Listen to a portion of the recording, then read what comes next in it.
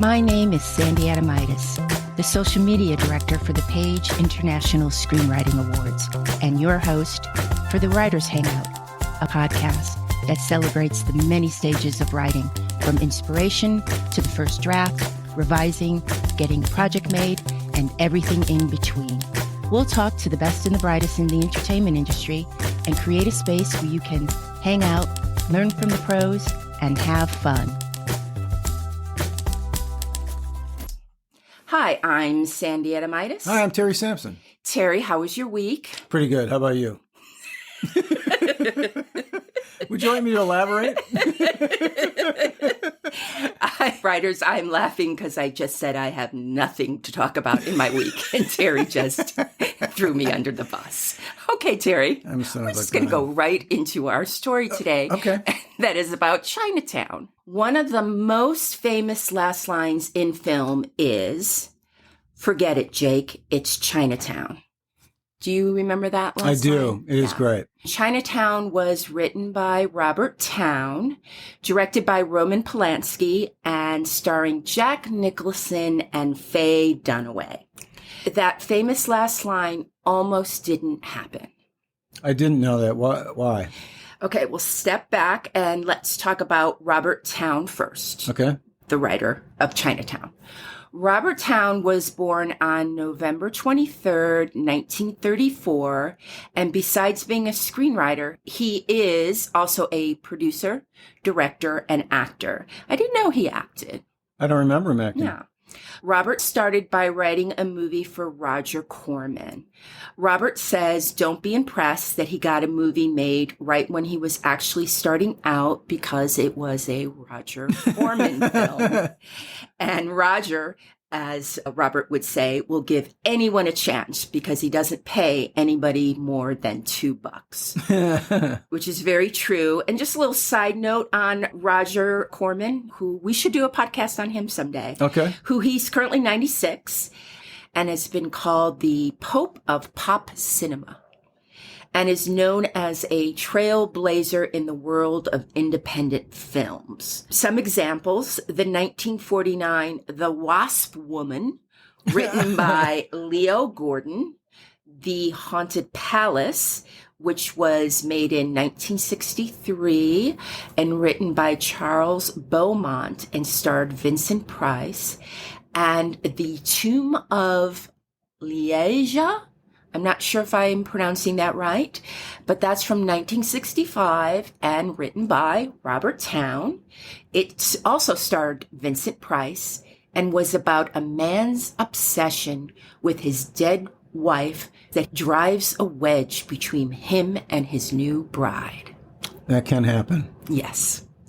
In 1971, producer Robert Evans of The Kid Stays in the Picture, Robert Evans, offered Robert Towne $175,000 to write a screenplay for The Great Gatsby. But Towne felt he couldn't do any better than the F. Scott Fitzgerald novel. That's a good argument. So instead, Towne asked Evans for $25,000 to write his own story, Chinatown. Wow. And thankfully, Evans agreed. The plot of Chinatown. Did you ever watch Chinatown? Yes. Was it a long time ago? Do you want to guess the plot of Chinatown? Oh, I know the plot of... You know it really well? It's not... Okay. Well, I mean, I'm not sure how well I know it, but I mean, it's super interesting because it brings up this water issue, trying to decide who owns the Colorado River. And I do, by the way. It's a short little thing. I don't really want to go into it. People think I'm cool because I do. So it's interesting that would come up. At the time when I first saw the movie, that left no impression on me whatsoever. I thought, well, there's a tidy little tidbit. It didn't even register to me. How important and how big it all is. And it's huge this year. Mm-hmm. I mean, we're talking about an $8 billion bill went through in the state of California to desalination of the Pacific Ocean for cities like Los Angeles and San Francisco. I actually know some of the numbers. I'll just throw this out really quick. It's going to cost each person in Los Angeles about $800 to have all the water they want from the ocean. That was one of the guesses. A lifetime or a year? No, per year. And that's, frankly, doable. I mean, nobody really wants to pay that, but it is doable. No one wants to pay $800 out of their pocket. Right. Nor does the government want to do that. But that is cheap. Yes. $800. But I think at least in California with this water situation, people are okay with the idea that we can fix this and it'll cost some money. Well, fine. And it just sounds so futuristic, unsalting the water. May I have a tone from the piano that I know you have nearby? Uh-huh. That wraps up the political hour of the Writers' Hangout.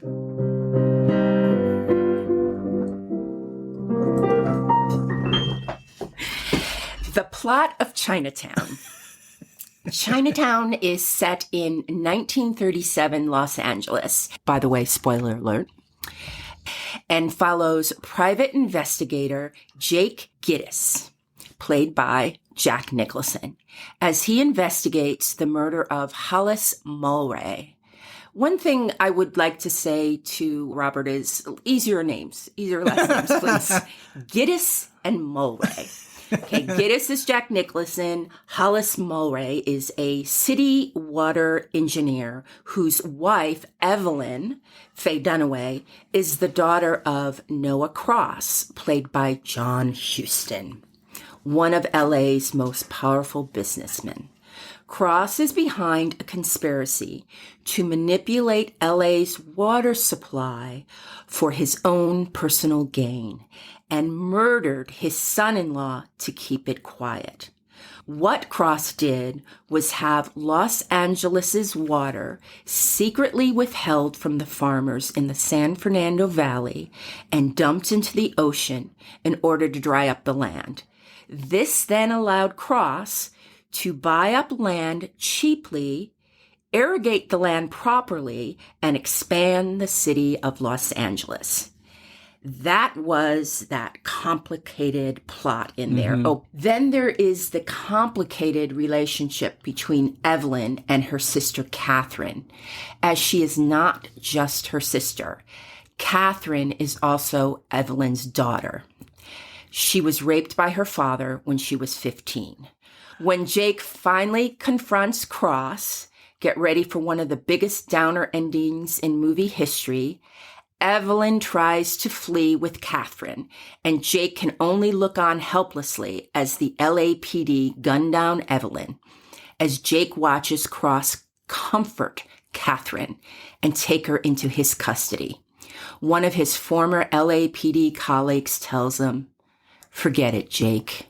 It's Chinatown." Yeah. The line neatly sums up the movie's "You can't beat the system." Nope. Figure out a way to move on with your life and hope tomorrow is better than the day you just had. So let's take a look at that last iconic line that almost never happened. This is what Robert Towne says about the ending. I'm quoting directly from the book entitled Screenwriters on Screenwriting by Joel Engel, which is available on Amazon. I don't think it's altogether fair or correct to say simply that it didn't turn out the way I'd imagined when writing. Roman, side note for me, it's hard for me to say Roman Polanski's name because he's a rapist. There, I said it. Roman made too much of a contribution. At the time the movie was being made and came out, I was angry about the end of the movie, which was not what I wanted. We had a disagreement that was well publicized at the time.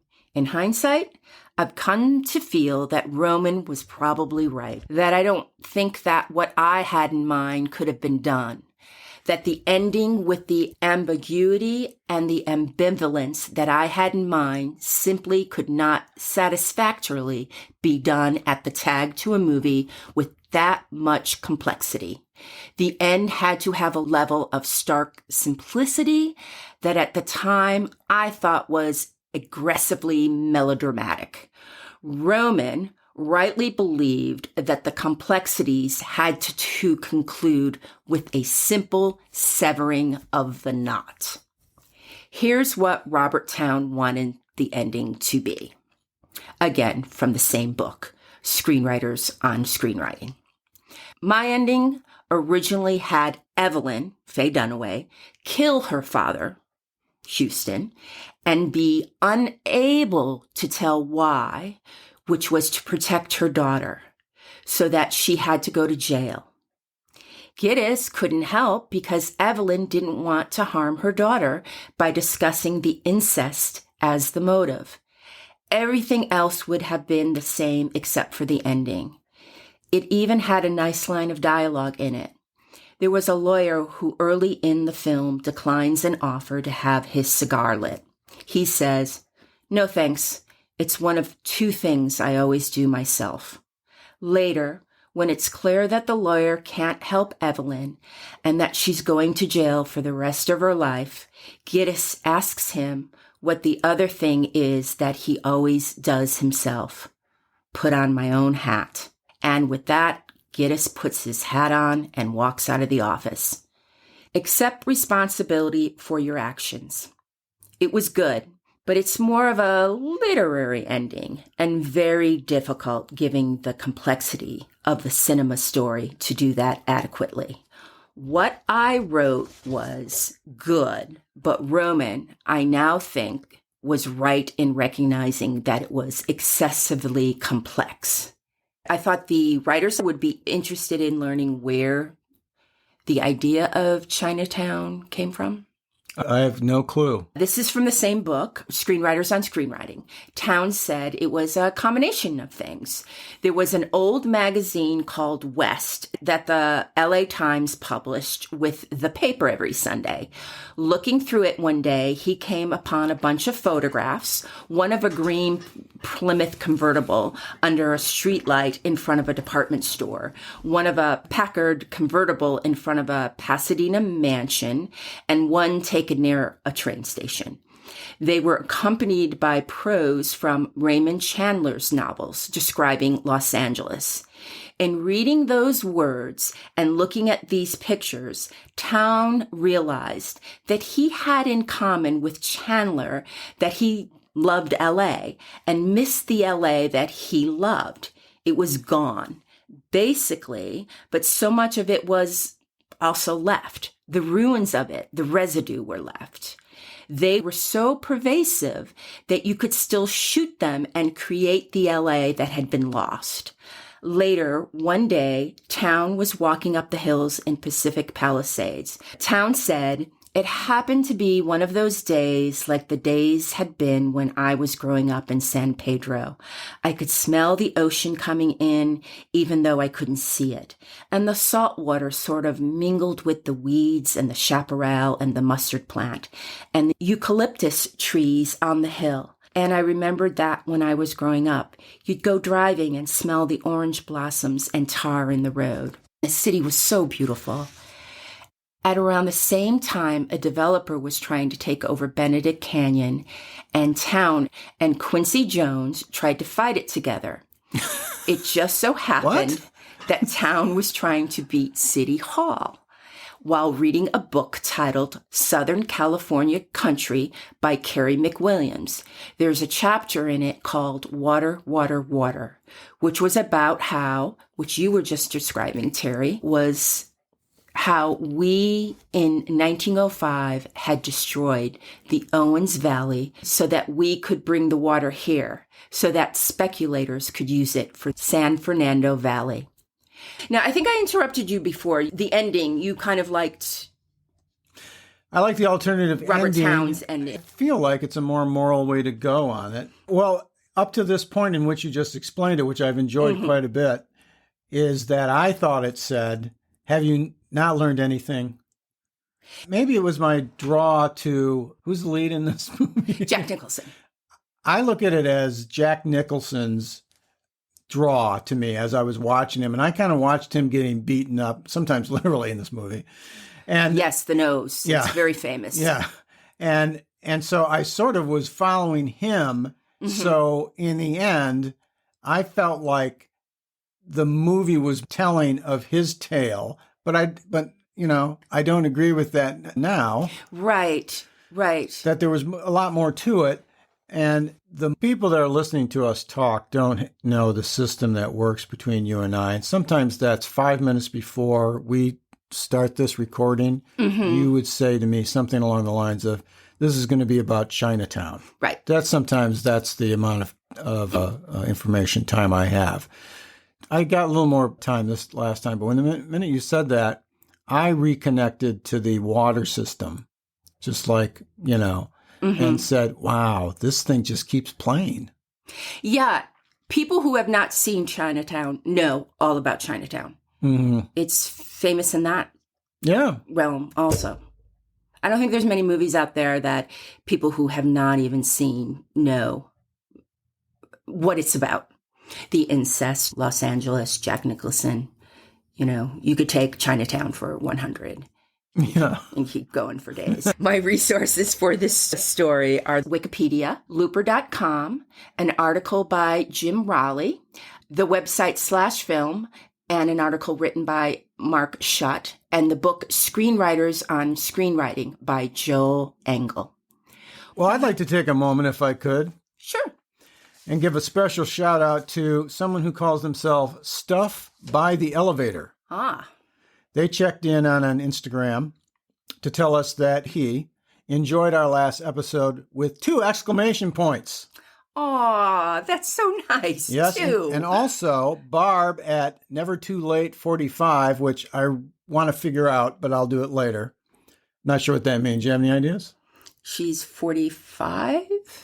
Should she change her handle every year? Every year? Yeah. You know what, Barb? Please let us know. Yeah, we're just too curious. We're very curious where you came up with your Instagram handle. Frankly, that's not the coolest part of this. Oh, okay. She said about episode 33, tips to get your script started, quote, I think this was my favorite pod ep ever. And for those of you who are not as hip as I am, that means podcast episode ever. Okay. So many good gems, she went on to say. I found myself repeatedly rewinding back 15 seconds to hear these tips twice. How about that? And she went on to say, I'm definitely flagged / saved this one heart. I'd like to thank them both. Thank you so much. If you want to receive a shout out on future episodes, leave a review for the show in Apple Podcasts. Bye. That's a wrap for the Writers Hangout. Thanks so much for listening. If you enjoyed the show, please subscribe, like, and thrive. Till we get to hang out again, keep writing. The world needs your stories. The Writers Hangout is sponsored by the Page International Screenwriting Awards. Executive producer, Kristen O'Verne. Producers, Terry Sampson and Sandy Adamitis. Music by Ethan Stoller.